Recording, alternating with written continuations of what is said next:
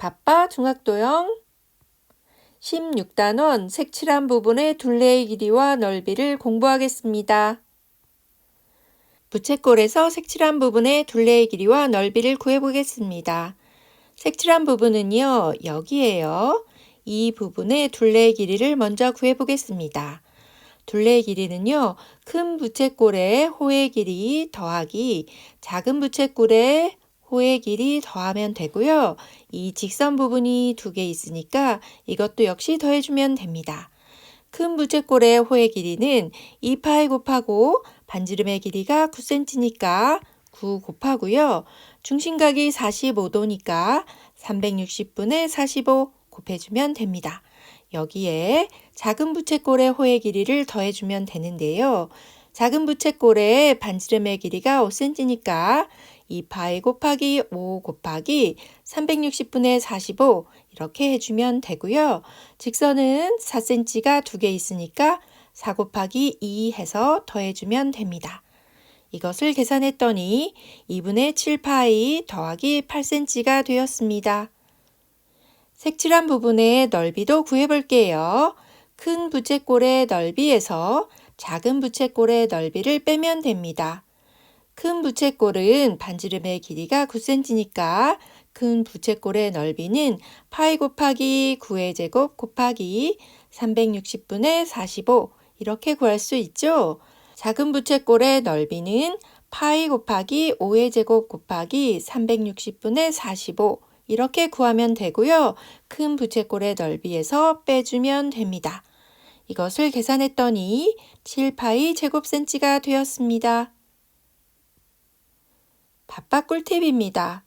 부채꼴에서 색칠한 부분의 둘레의 길이와 넓이를 다시 한번 정리해 보겠습니다. 아래 그림에서요. 색칠한 부분이 여기죠. 이곳의 둘레의 길이를 구하려면요. 큰 부채꼴의 호의 길이가 1번, 작은 부채꼴의 호의 길이가 2번이고요. 직선 부분이 3번 두 개 있으니까 같이 더해주면 됩니다. 넓이는 큰 부채꼴의 넓이에서 작은 부채꼴의 넓이를 빼면 색칠한 부분의 넓이가 됩니다. 아래 그림은요, 또 다른 부채꼴에서 색칠한 부분의 둘레의 길이와 넓이를 구하는 방법입니다. 색칠한 부분이 여기죠? 따라서 1번은요, 큰 원의 둘레의 4분의 1이죠?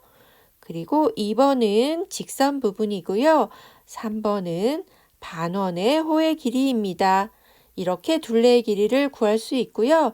넓이는 큰 4분의 1 원에서 작은 반원의 넓이를 빼면 됩니다. 정사각형에서 색칠한 부분의 둘레의 길이와 넓이, 색칠한 부분의 둘레의 길이를 먼저 보겠습니다. 오른쪽 그림에서 보면요. 여기 부분은요. 반지름의 길이가 4cm인 원의 둘레의 길이의 4분의 1입니다. 그리고 똑같은 것이 여기에 이렇게 있지요? 따라서 곱하기 2를 해주면 됩니다. 반지름의 길이가 4cm인 원의 둘레의 길이는 2파이 곱하기 4지요?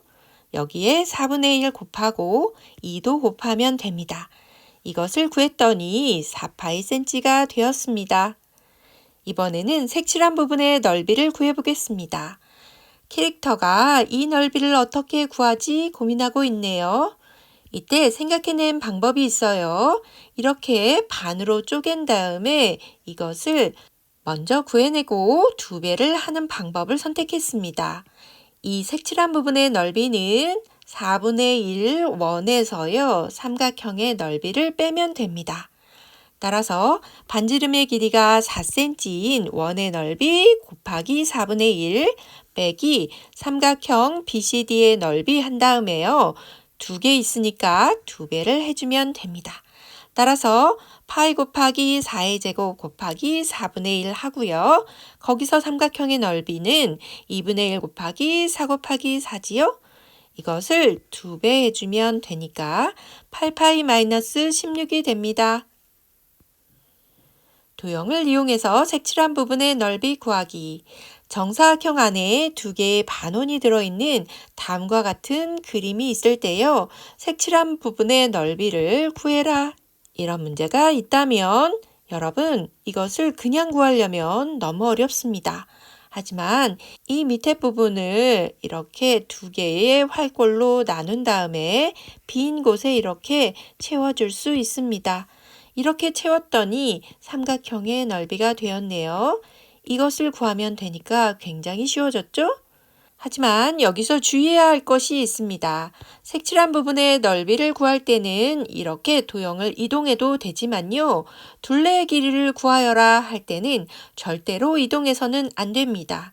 위의 그림에서 색칠한 부분의 둘레의 길이는 이 반원의 호와 이쪽에도 반원의 호가 있지요? 그리고 정사각형의 한 변이 이렇게 두 개 있습니다. 그렇지만 도형을 이동했더니 이 삼각형의 둘레가 되었죠. 따라서 둘레의 길이를 구할 때는 도형을 이동해서 구할 수 없습니다. 구독, 좋아요 꾹 눌러주세요. 다음 단원에서 다시 만나요. 안녕.